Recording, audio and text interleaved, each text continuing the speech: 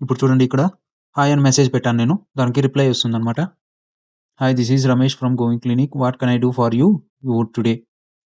I need appointment for tomorrow at 13 hours 01 hours PM.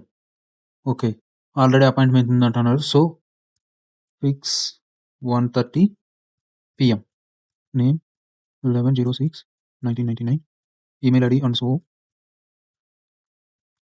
Okay. Next phone number. Next address. Appointment type cardiologist. Okay.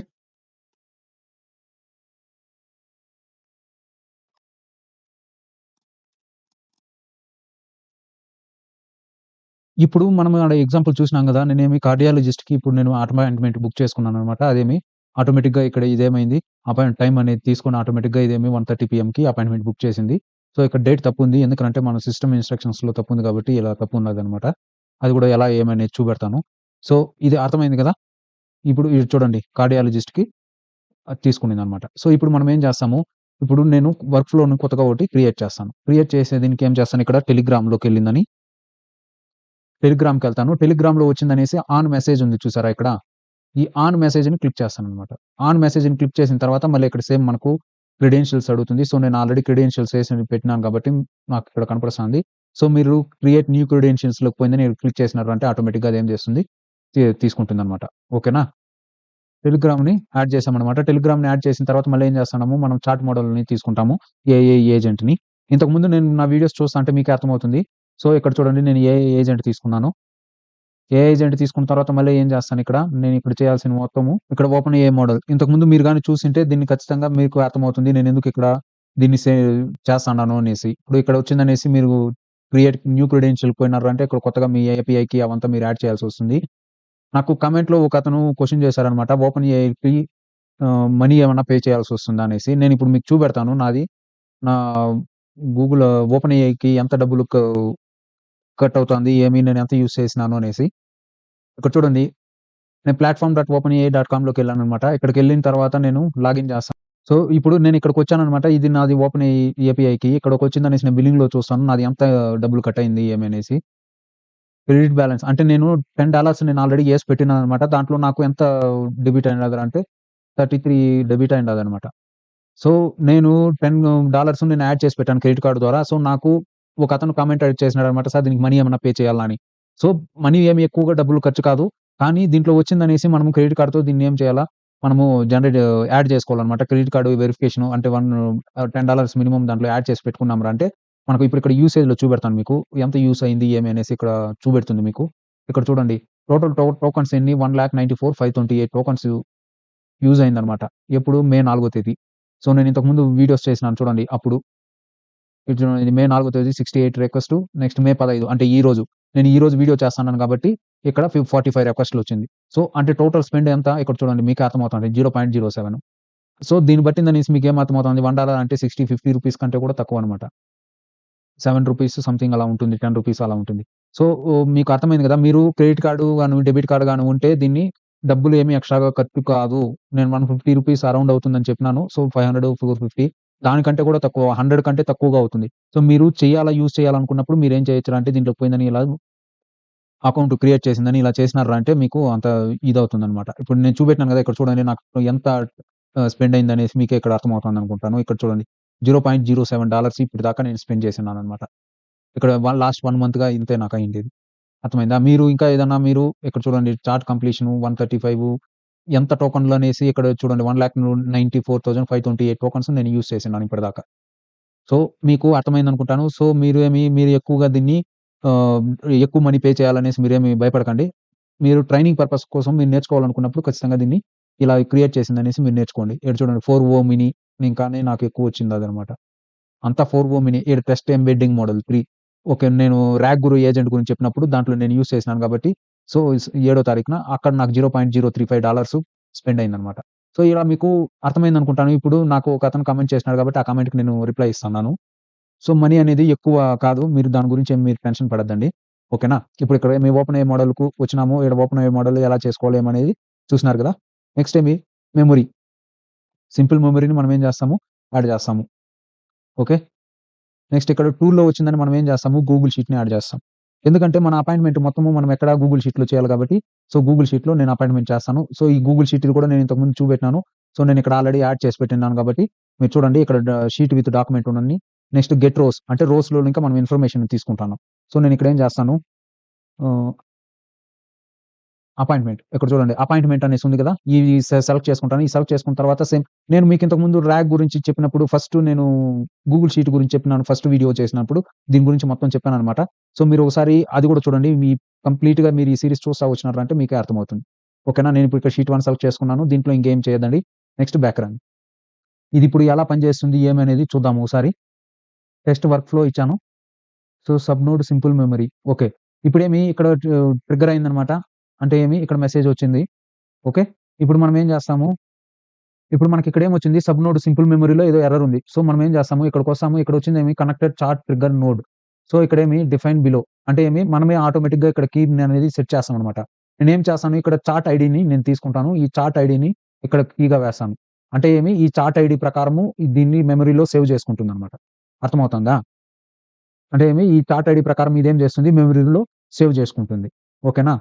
ఇప్పుడు ఇక్కడికొచ్చినాం గదా! ఇంకోసారి check చేద్దామా? Error వస్తుందని. Problem node AI agent. ఇక్కడ చూడండి. నేను ఇక్కడ ఇది ఓకే. నెక్స్ట్ ఇక్కడ ఏఐ ఏజెంట్‌లో ఇంతకుముందు వచ్చిందేమి? దీంట్లో ఎర్రర్ వచ్చింది. ఇప్పుడేమొస్తుంది? దీంట్లో ఎర్రర్ వస్తుంది. సో, నేను ఇక్కడ ఏం చేస్తాను? Connected to chart trigger node. ఇక్కడేమి ప్రాంప్ట్. ఇక్కడేం చేస్తాను? డిఫైన్ బిలో చేస్తాను. ప్రాంప్ట్ మనం ఏం చేస్తున్నాం అంటే యూజర్ మెసేజ్. ఇప్పుడు నేను ఇక్కడ మనకొచ్చినటువంటి ఈ మెసేజ్‌లో దీంట్లో యూజర్ మెసేజ్ ఏది? ఇక్కడ చూద్దాం. ఈ టెక్స్ట్. ఇదే గదా! User message. దీన్నే గదా! ఏజెంట్ వచ్చిందనేసి దేన్ని అనలైజ్ చేయాలి? ఈ టెక్స్ట్ మెసేజ్‌ని. మీరేం చేస్తారంటే ఇప్పుడు ఇక్కడ చూడండి. నేను ఇంతకుముందు ఏం చేశాను? చార్ట్ ఐడీని చేశాను. ఆ సింపుల్ మెమరీలో ఏం చేస్తుంది? ఆ చార్ట్ ఐడీని సేవ్ చేసుకుంటుంది. కానీ నేనిక్కడ ఏం చేస్తున్నాను? ఈ టెక్స్ట్‌ని ఏం చేస్తున్నాను? ఇక్కడ తీసిందనేసి ఇక్కడేస్తాను. అంటే ఇక్కడ యూజర్ సెండ్ చేసినటువంటి మెసేజ్‌ని ఇది అనలైజ్ చేయాలన్నమాట. అర్థమైందా? నెక్స్ట్ ఆప్షన్స్‌లోకెళ్దాము. System message. ఇప్పుడు ఇక్కడ మనం ఒక మెసేజ్ ఇస్తామనమాట. You are a helpful appointment booking assistant. When user అంటే మనం దానికి సిస్టమ్‌కి చెప్తాన్నామనమాట. ఏఐ ఏజెంట్‌కి ఏమని? నువ్వు ఆ appointment booking assistant when user అంటే user trigger a message. Firstly you wish to user following message. Thank you for contact. This is Ramesh from G hospital. What can I do for you? If user ask an appointment, ask date and time like Indian standard time. మనము దానికి చెప్తామనమాట. ఏమని? నువ్వు ఎవరైనా if user ask appointment అంటే user appointment అనేసి అడిగినార్రా అంటే ఇండియన్ స్టాండర్డ్ టైమింగ్ ప్రకారము టైమింగు, డేటు అడుగు అనేసి. Then you will you will check the sheet for available time. If available ask appointment type like cardiologist, gynaecologist అంటే దాంట్లో ఏమేమి ఉన్నాయి అనేసి. Then search sheet appointment type according to user query. అంటే మళ్ళీ గూగుల్ షీట్‌లోకి పోయిందనేసి మళ్ళీ సెర్చ్ చెయ్యి. ఆ అపాయింట్‌మెంట్ టైమ్ ప్రకారము ఉందా? లేదా? అనేసి.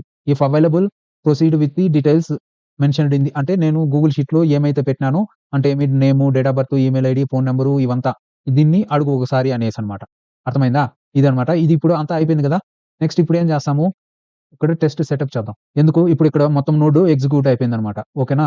ఇప్పుడు మనము మెసేజ్ చేసి చూద్దాము. ఫస్ట్ దీన్నేం చేస్తాము? యాక్టివేట్ చేద్దాం. యాక్టివేట్ చేసిన తర్వాత ఇక్కడ ఏం చేస్తాను? మెసేజ్ చేస్తాను. ఇక్కడ చూడండి ఏం రిప్లై ఇస్తుందనేది. I need appointment. Work flow executed. Okay. Okay. Sorry. ఇక్కడ మనము టెలిగ్రామ్ మెసేజ్ దీన్ని యాడ్ చేయలే గదా! సో, ఇప్పుడు ఇది మొత్తం గ్రీన్ అయింది గదా! ఇప్పుడు మనం ఇక్కడేం చేయాలా? టెలిగ్రామ్‌ని యాడ్ చేయాలన్నమాట. మళ్ళీ ఎందుకు టెలిగ్రామ్‌ని యాడ్ చేయాలంటే మెసేజ్‌ని సెండ్ చేయడానికి. సో, ఇక్కడ మనం ఏం సెలెక్ట్ చేసుకుంటాము? సెండ్ మెసేజ్ అని సెలెక్ట్ చేసుకుంటాం. Send text message.